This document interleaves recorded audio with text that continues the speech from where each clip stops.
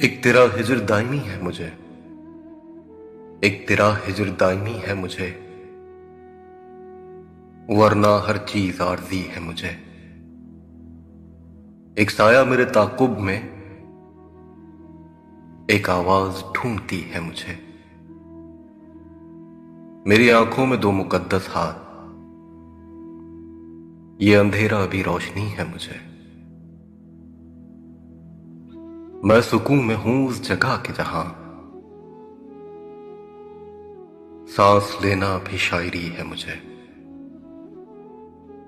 इन परिंदों से बोलना सीखा, पेड़ से खामोशी मिली है मुझे। मैं उसे कब का भूल भाल चुका, जिंदगी है कि रो रही है मुझे। मैं की कागज की एक कश्ती हूं, मैं की कागज की एक कश्ती हूं, पहली बारिश ही आखिरी है मुझे।